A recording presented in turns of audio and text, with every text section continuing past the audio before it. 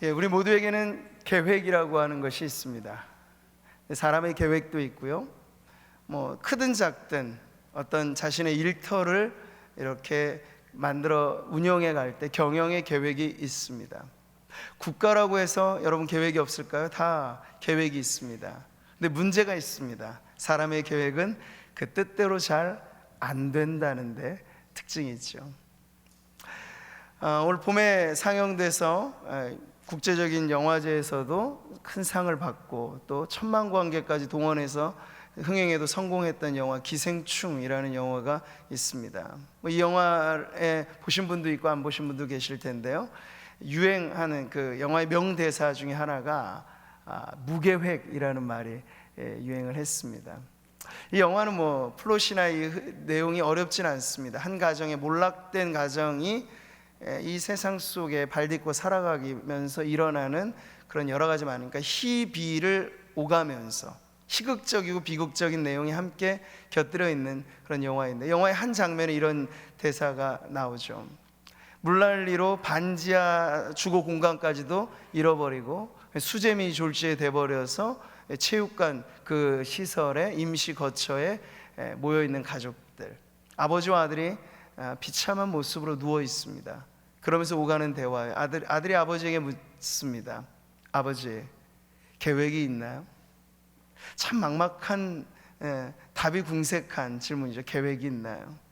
근데 여기에 대한 아버지의 답변이 이렇습니다. 아들아, 가장 완벽한 계획이 뭔 줄 아니? 그건 무계획이란다. 뭐든지 계획을 세우면 절대 계획대로 되지 않고, 또 계획이 없으면 잘못될 일도 없으니 무계획이 최고의 계획이야 라고 아버지가 답을 하죠. 참 씁쓸한 장면이죠.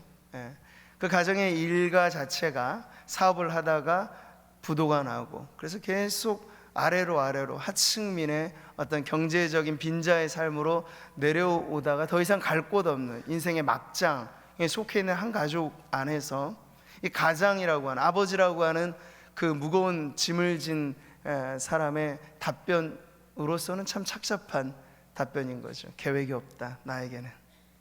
이게 어디 가장으로서 기성세대의 말이기만 할까요?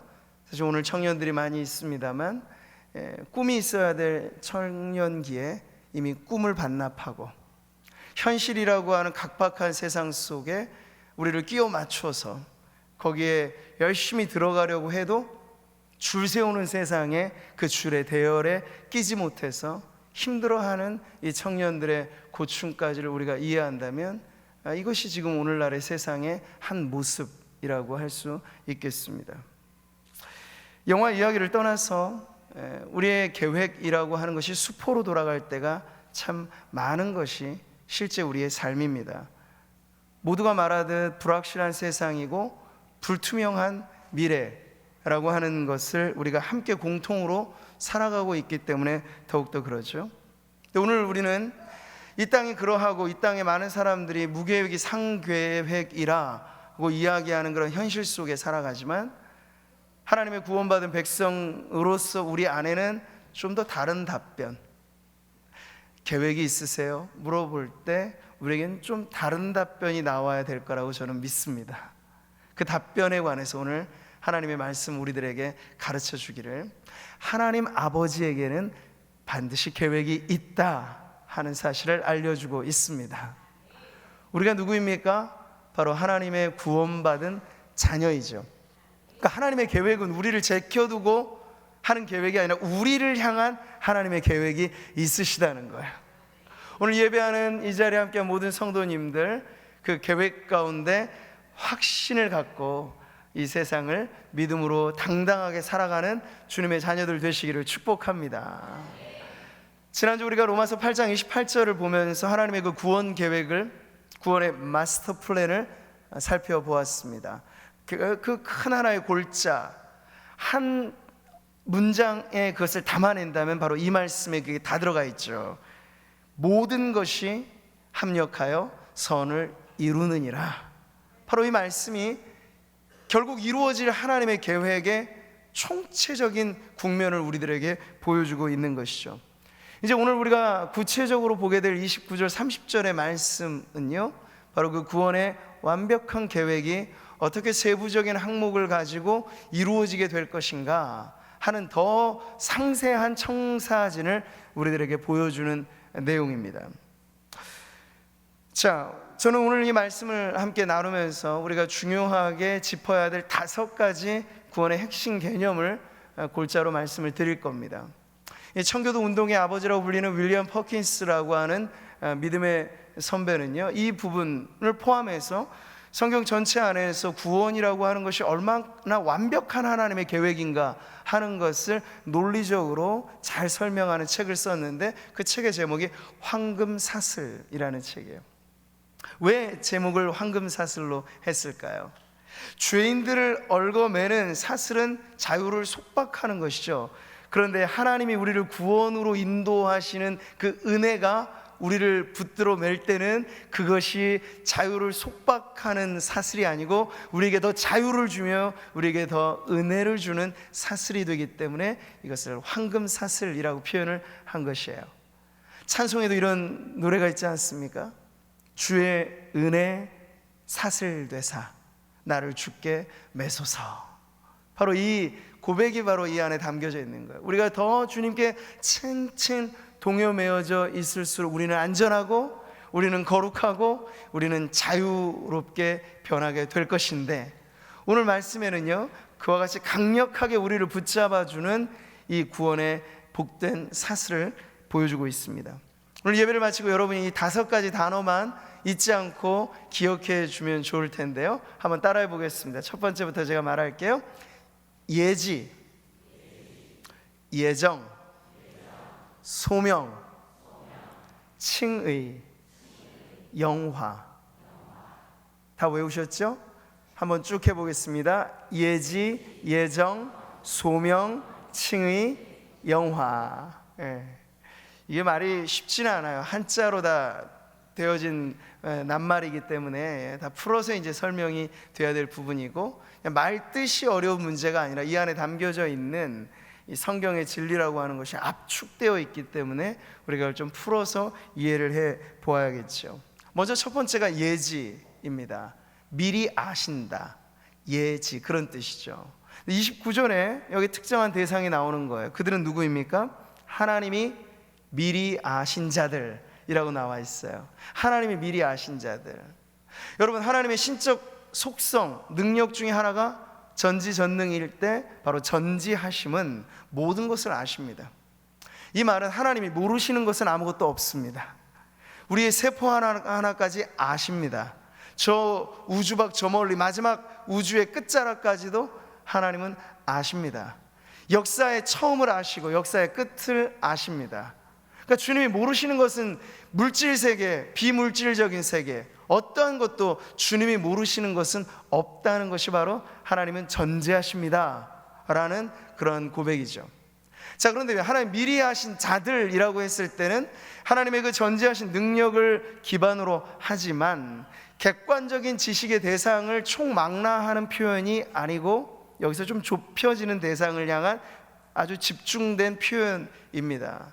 그들이 바로 하나님께서 구원하실 하나님의 백성들이라고 하는 구체적인 대상이 바로 여기에 나와 있는 거죠. 자, 그랬을 때 이 예지라고 하는 것, 미리 아신다라고 하는 것은 사물에 대한 객관적인 지식이 아니라 인격체, 그리고 구원하실 하나님의 자녀들에 대한 지식으로서 인격적인 알미라고 할 수 있겠습니다. 히브리어 개념에는요, 이 안다라고 말했을 때 그 알미, 그냥 우리가 어떤 과학 지식, 어떤 수학 지식, 뭐 이런 것에 대한 명명백백한 어떤 지식만을, 객관적인 알을 말하는 것이 아니고 인격과 인격 사이, 사람과 사람 사이, 특별히 신앙 안에서 하나님과 우리 사이의 알미라고 했을 때 그것은 매우 친밀한 지식을 가르쳐 주는 표현입니다. 아가서에 나오는 연인 사이에 서로를 안다고 말했을 때, 신랑 신부가 서로를 안다고 말했을 때 그 지식이라고 하는 건 무미건조한 지식이 아닌 거죠. 사랑 어린 지식인 거죠, 말하자면. 그러니까 하나님께서 우리를 미리 아셨다라고 말했을 때 그 안에는 무엇이 담겨 있습니까? 사랑이 담겨 있는 거예요. 앞선 사랑. 사랑으로 그 대상을 미리 아신다라고 하는 말씀을 주신 거죠. 예레미야 선지자와 같이 특정하게 이렇게 부름받은 하나님의 일꾼들이 있을 때 성경은 이렇게 말씀하고 있어요. 내가 너를 모태에 짓기 전에 너를 알았고, 미리 아셨다는 거죠. 내가 배에서 나오기 전에 너를 성별하였다라고 말씀하시죠. 당시 어떤 특정한 직분을 맡은 선지자, 왕, 제사장 이런 사람들에게만 해당되는 것이 아니라 이제 오늘 이 신약 시대를 살아가는 구원받은 성도들에게 있어서도 이 말씀 그대로 적용이 될 수 있어요. 모태에 짓기 전에 너를 알았고, 바로 여러분 한 분 한 분에 대한 주님의 알미 이와 같다는 거예요. 어디 엄마 뱃속에 있기 전부터만의 문제가 아니라 이 지식은 창세 전에 땅과 하늘 이 모든 보이는 만물이 지어지기 전부터 우리를 미리 계획 가운데 아셨다라고 하는 그런 표현이기 때문에 매우 신묘막측한 그런 지식이라고 할 수 있겠죠. 자, 그래서 이 사랑이 담긴 하나님의 예지를 우리가 이렇게 한 구절로 정리하면 바로 이 말씀일 수 있어요. 같이 한번 읽어보겠습니다. 우리가 사랑함은 그가 먼저 우리를 사랑하셨음이라. 아멘. 그렇습니다. 먼저 사랑으로 우리를 아신다라고 하는 거예요. 자, 이어지는 연결고리는 바로 미리 아심에 넘어서 또 미리 정하셨다라는 뜻의 예정이라고 하는 단어입니다.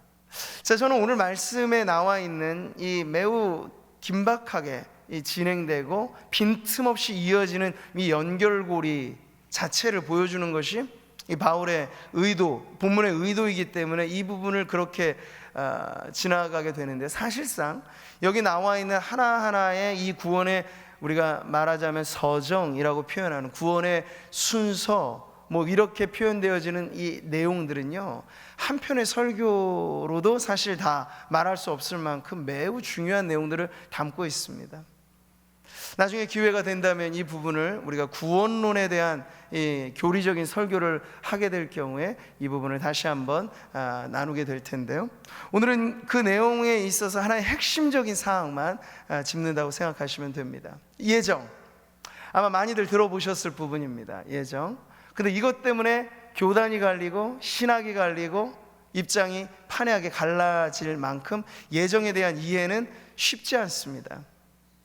근데 대부분의 많은 사람들이 오해하는 예정은 어떤 문제냐 하면 예정을 운명과 동일시하는 데서 비롯되는 문제입니다. 미리 정하셨다라는 단어의 뜻만을 생각하면 그런 의미가 받아들여지는 거죠. 아, 내 앞으로의 모든 일들을 하나님이 정하신 거구나.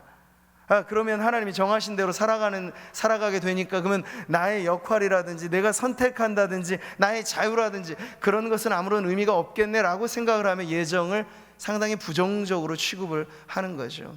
인간의 자유를 말살시키고 인간의 자유의지가 설 자리가 없게 만드는 그것을 예정이라고 생각하니까 이것을 긍정적으로 받아들이지 않는 것이죠. 근데 성경이 말하는 예정은 운명과 다른 것입니다. 어제 제가 잠들기 전에 오늘 여러분 앞에 서게 될 때 무슨 옷을 입고 어떤 아침에, 저희는 아침에 이제 일부 예배 마치면 식사를 하거든요. 식사할 때 무슨 음식이 나오고 이걸 도무지 알 길이 없습니다. 어제는. 오늘 보니까 앞에 아침에 옷을 입게 되는 거고요, 넥타이도 오늘 고르는 거고요, 미리 다 예정된 일들이 아니라 그때그때 이루어지는 일들인데, 마치 예정이라고 하는 걸 운명으로 여기는 분들은 이 시시콜콜이 하나하나를 하나님이 다 마치 프로그램 하신 것처럼, 우리는 알게 모르게 그 프로그램에 따라서 끌려가는 것처럼 예정을 이해하면 성경이 말하는 예정이 전혀 다른 개념으로 지금 오해가 된다는 거죠. 그렇다면 예정은 무엇일까요? 운명하고 다른 것입니다. 우리 일거수일투족을 주님이 다 쪽집게처럼 집어내고 우리는 그대로 산다라는 것과 다른 것입니다. 예정, 성경이 말하는 예정이라고 하는 건 구원에 관한 아주 확실한 계획을 좁혀서 예정이라고 말하는 거죠. 우리의 여러 가지 모든 것들에 관해서라기보다 저와 여러분 한 분 한 분의 성도들이 구원받는 하나님의 백성이 된다라고 하는 그 분명한 계획, 그리고 하나님께서 우리를 구원으로 인도해 주시는 일이 결코 우발적으로 일어난 사건이 아닌 하나님의 계획 가운데 이루어지는 일들이라고 하는 점에 있어서 우리가 안전하고 확실하게 구원받는다라고 하는 점을 가르쳐주는 부분에서 바로 예정이라고 하는 교리, 예정이라고 하는 성경의 말씀은 우리에게 의미 있게 다가오게 되는 것이죠.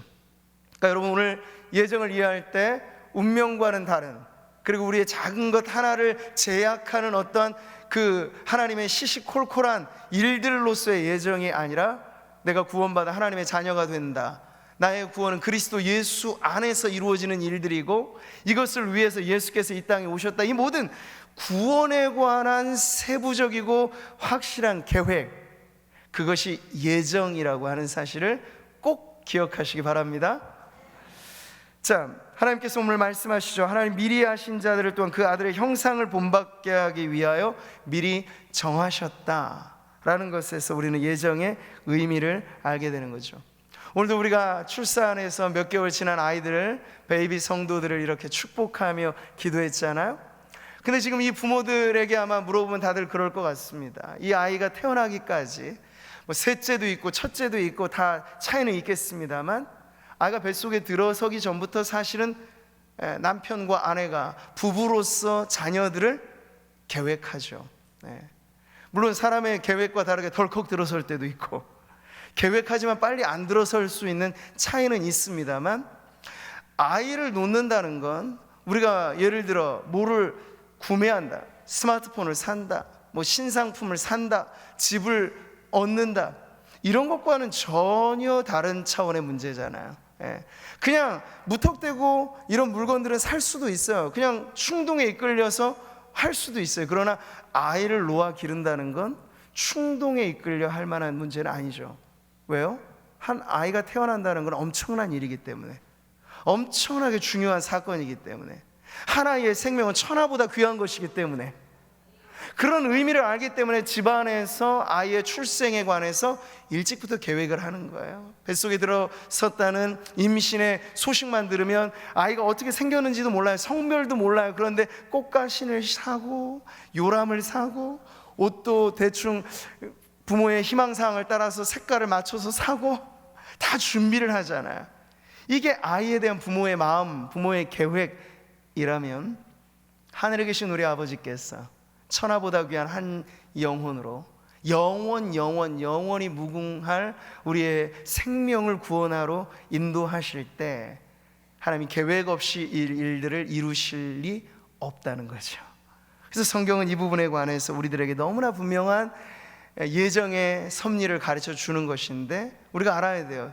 왜 그런가 했을 때 구원받은 한 영혼이 너무나 소중하기 때문에, 그리고 그 구원받은 한 영혼에 대한 마스터 플랜, 그 평생의 계획을 우리 하늘 아버지께서는 그 소중한 한 생명을 위하여 계획하시는 게 마땅하다 여기셨기 때문에 바로 이렇게 우리를 예정하신 은혜대로 구원의 자리로 인도하신다는 거예요.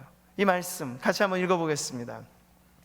창세전에 그리스도 안에서 우리를 택하사 우리로 사랑 안에서 그 앞에 거룩하고 흠이 없게 하시려고 그 기쁘신 뜻대로 우리를 예정하사 예수 그리스도로 말미암아 자기의 아들들이 되게 하셨으니, 예정 안에는 하나님의 기쁘신 뜻이 있다는 거예요. 하나님 미리 아신 것 안에 사랑이 있듯이 예정 안에는 하나님의 기쁨이 있어요.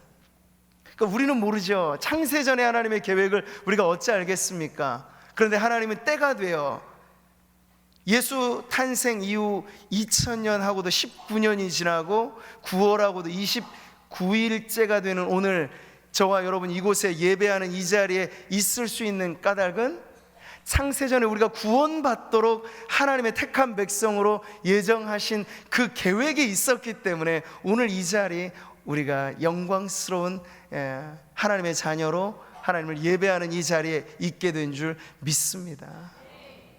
제가 분명 운명과는 다른 것이라고 했어요. 이 구원의 복된 하나님의 계획이 실행되고 나니까 우리는 이 모든 것 하나하나가 운명이 아니고 우연이 아니고 하나님의 섭리 가운데 기쁘신 뜻 가운데 이루어진 일들임을 고백하면서 하나님께 감사와 찬양을 돌리게 되는 것이죠.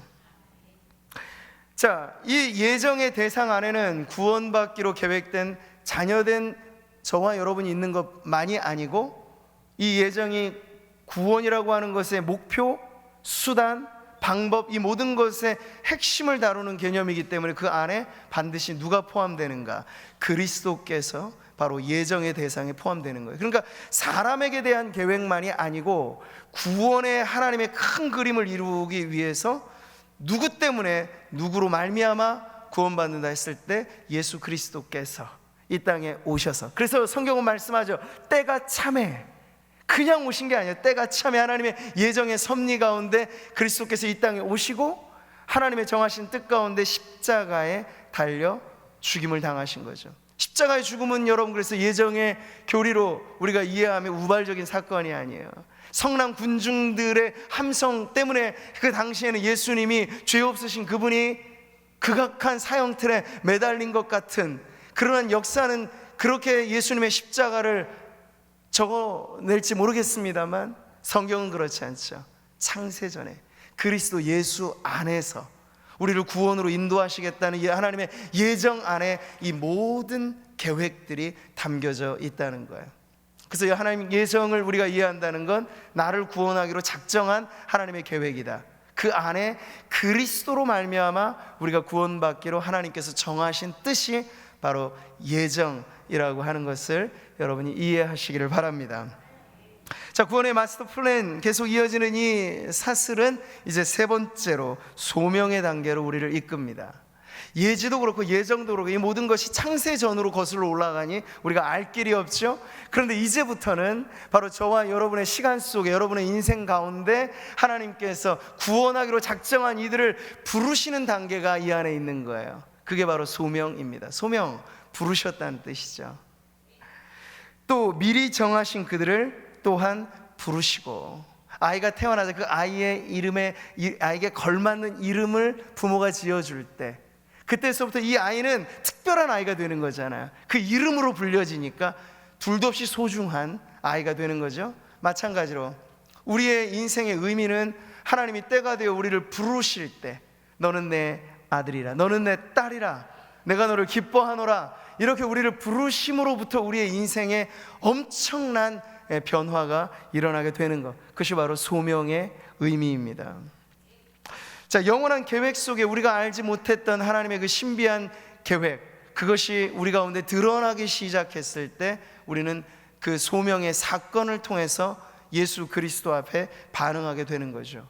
그렇기 때문에 이 소명은 그냥 아무나 대충 무턱대고 부르는 것이 아니라 우리로 하여금 예수 믿도록 부르시는 사건이 바로 소명인데요, 그렇기 때문에 이것을 다른 말로 효력 있는 부르심이라고도 합니다. 그러니까 하나님의 은혜는요, 우리가 예수 믿기 이전부터 우리 안에 작용을 하기 때문에 우리로 하여금 예수를 믿게 하잖아요. 그러니까 이 믿음 안에는 두 가지가 있는 거예요. 예수를 믿는 것도 있지만 이 신앙 안에는 바로 예수 그리스도를 믿기 전까지의 나의 모든 죄를 내려놓고 회개하는 그 회개가 함께 손을 맞잡을 때 그것이 바로 예수님을 향한 신앙이 되는데요, 그 신앙을 우리로 하여금 갖게 하게끔 복음이 우리에게 들려지는 방식으로, 그 복음을 통해서 우리로 하여금 마음을 열게 하는 방식으로, 우리의 열린 마음에 예수님을 모시게 하는 방식으로, 이 모든 것이 바로 효과 있는 부르심이라고 하는 소명 안에 담겨져 있는 그 뜻이에요. 여러분, 똑같은 현장에서 복음이 전해집니다. 그런데 누구는 예수 믿고 누구는 여전히 반응하지 않는 그 차이는 어디서 날까요? 그 개별적인 사람에게 문제로만 생각할 것이 아니라 하나님의 효과적인 부르심이 똑같이 예수 안 믿기로는 똑같은 조건이고, 하나님을 향하여서 불신의 악감정을 스스로 정리하지 못하는 인간의 죄 문제를 갖고 있기로는 매 한 가지인데, 그런 인생들 가운데 하나님이 누군가에게 들리게 하신다는 거죠. 뭐가? 복음이, 예수의 이 복음이 들리게 하셔서 마음의 문이, 빗장이 열려지고 예수님을 구주로 영접하게 되는 그런 사건에 동참하게 하시는 것, 이게 바로 저항할 수 없는 은혜로 우리를 부르시는 이 부름의 사건, 소명이라고 하는 사건입니다. 우리가 예수님을 믿고 그 믿음을 주님께 고백했다는 것은 바로 저와 여러분 모두가 하나님의 부름받은 백성이 되었다는 사실을, 그것을 가르쳐 주는 거죠. 그러니까 우리는 얼마나 특별한 사람들입니까? 많고 많은 인생들 가운데 하나님께서 부르신 거예요. 뽑아내신 거예요. 출애굽의 의미가 그렇잖아. 노예로 종살이하던 인생들, 이스라엘 백성들을 출애굽, 엑소더스 시켜주신 거예요. 더 이상 종이 아니고 더 이상 노예가 아니고. 그랬을 때 그들의 능력입니까? 노예들에게 무슨 힘이 있어요? 지도자 모세의 힘 때문입니까? 아니요, 모세도 이 일엔 처음에 저항했습니다. 안 한다고. 근데 이 모든 것에 하나님의 때가, 하나님의 방법이 맞아 떨어지자 종살이한 수백 년간 얼룩눌렸던, 도무지 나는 그래서 아무런 계획을 세울 수 없는 인생이라 말하는 그들에게 하나님이, 아니 내가 너희들을 향한 계획을 갖고 있어. 너희들은 새롭게 변화될 거야. 그게 바로 출애굽이에요. 우리 개개인의 인생에도 이와 같은 출애굽의 사건이 바로 우리를 부르신 소명의 사건인 줄 믿습니다. 바울이 이 편지를 쓸 당시에도 로마에서 하나님의 사랑하심을 받고 성도로 부르심을 받은 모든 자에게 라고 하는 이 서두의 말씀을 기록할 때 바로 성도들에 대한 이 부르심을 분명하게 표현을 했죠. 내가 예수 믿기로 결단해서 성도 됐다, 이런 성도는 아무도 없어요. 다 하나님께서 여러분을 부르셨기에 오늘 우리가 이 자리에 있는 줄 믿습니다.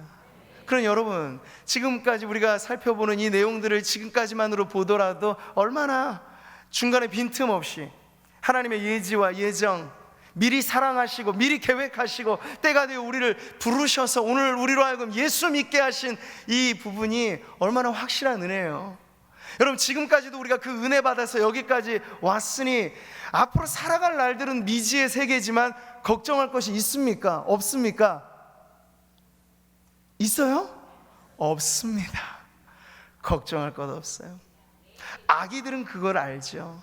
품에 안긴 아기가 걱정하는 거 보셨어요?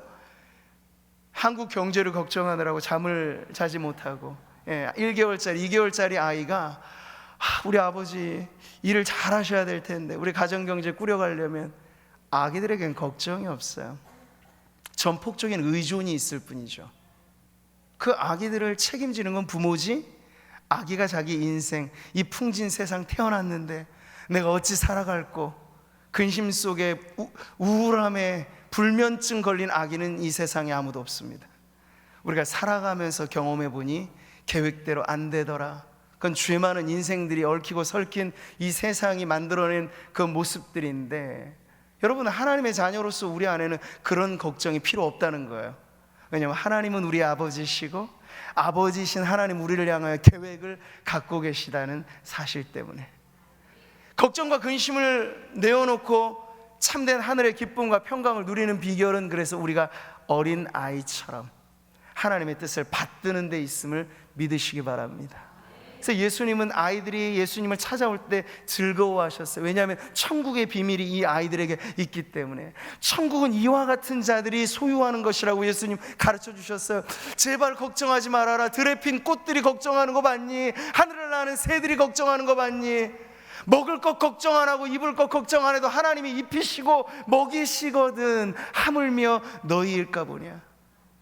근데 우리는 이 말씀이 여전히 우리의 삶 가운데는 공허한 메아리로밖에 안 들리는 거예요. 여전히 이 세상은 내가 걱정해야 살아갈 것 같고, 걱정 안 하고 살면 인생의 낙오자가 될 것 같고. 근데 여러분, 믿음이라고 하는 건 우리가 할 수 있는 최선을 다하더라도 모든 것을 주님께 내어 맡기는 의존 속에 내 인생에 대한 하나님의 명확한 설계가 나를 결국에 완성의 자리로 이끄실 것이다 라고 하는 믿음 안에서 평강하고 평강한 삶을 살아가는 것인 줄 믿습니다. 주께서 심지가 견고한 자를 평강하고 평강하도록 인도하신다는 그 말씀 그대로 여러분의 삶에 하늘의 평강이 넘쳐나시기를 축복합니다. 나를 지으신 이가 하나님, 나를 부르신 이가 하나님, 나를 보내신 이도 하나님,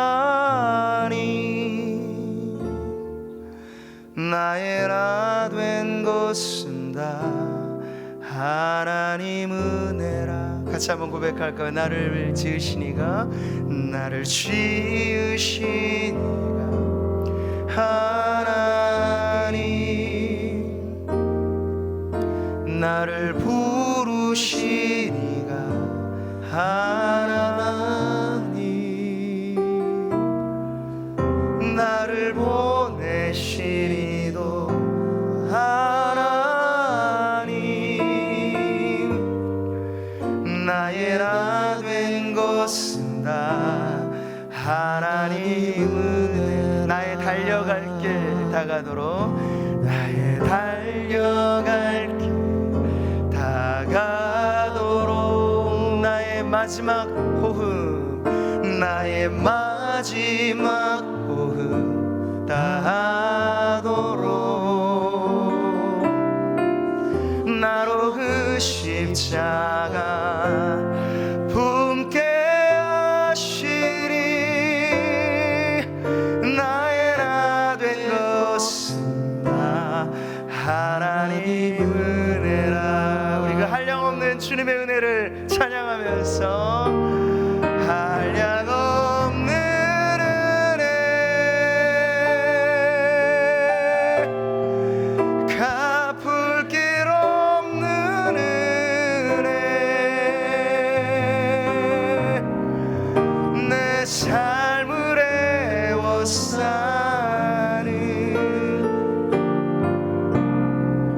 하나님의 은혜,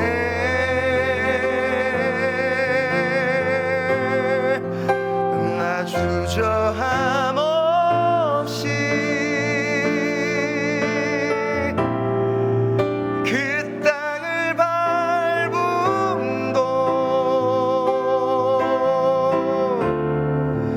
나를 붙드시는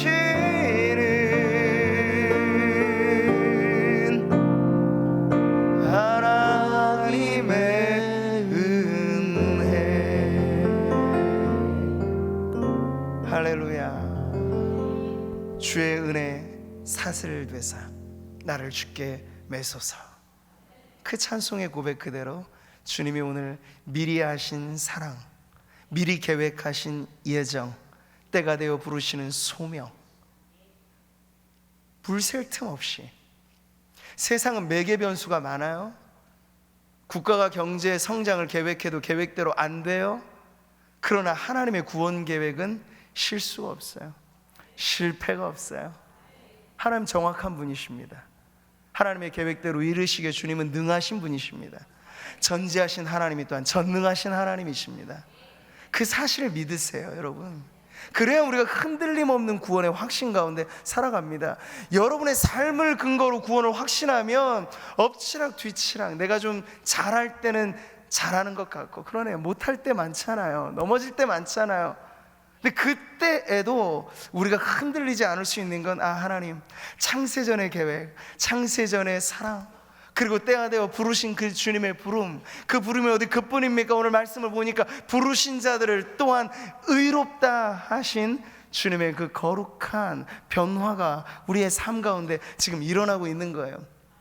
구원의 3단계 변화로 말하자면 칭의와 성화와 영화인데, 오늘 이 30절의 말씀은요, 중간에 성화를 명시하지는 않습니다만 칭의와 영화를 함께, 이 변화의 시작과 끝을 보여주고 있습니다. 이미 우리는 칭의에 관해서는 많은 부분들을 살펴봤기 때문에 여러분이 어렵지 않아요. 칭의의 핵심은 인간의 행위가 기본 근거가 아니라 그리스도의 속죄하신 행위, 예수 믿는 자를 의롭다 하시리라 정한 하나님의 선택, 그게 바로 우리의 칭의의 근거라는 거예요. 내가 좀 잘하고, 내가 좀 선행을 하고, 내가 좀 뭐하고, 이게 아니고 우리는 단지 믿었을 뿐인데, 그 믿음을 우리에게 의로 정하신 하나님의 그 기준대로 하늘 법정의 선고가 꽝꽝 내리쳐진 게 바로 칭의라는 거예요.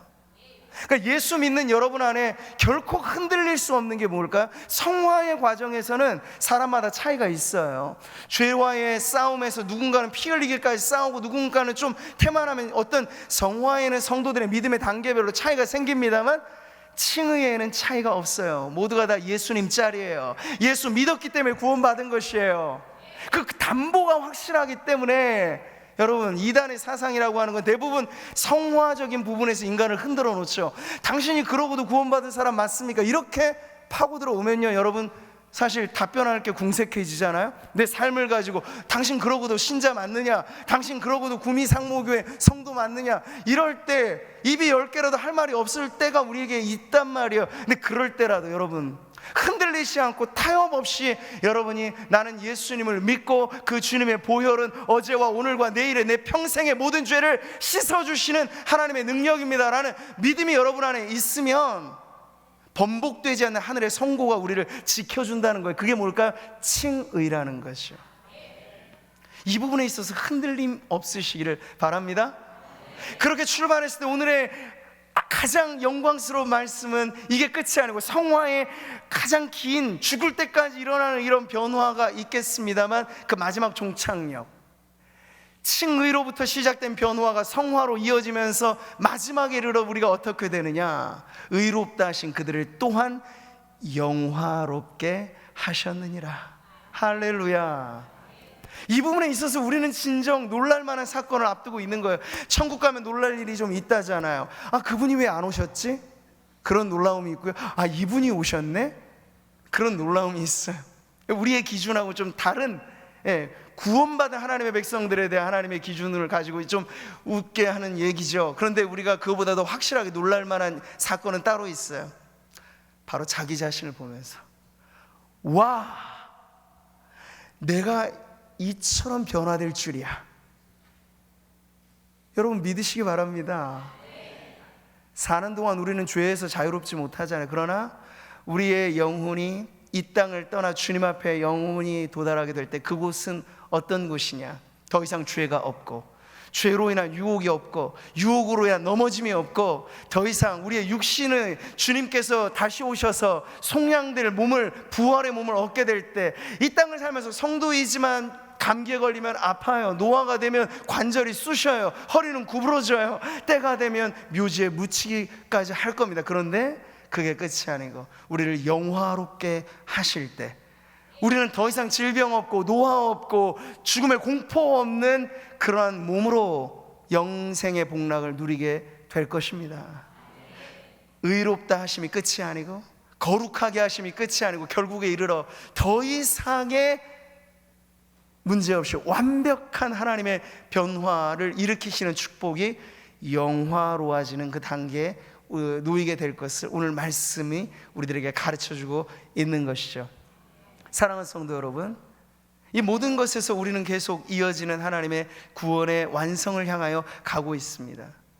근데 그 완성을 향하여 가는 우리의 발걸음에 세상은 위험천만하고 우리의 내부적인 결함으로도 우리는 쓰러지기 쉽지만, 그러나 오늘 이 말씀이 우리들에게 보여주는 것은 이 황금 사슬은 우리가 만든 게 아니라는 거예요.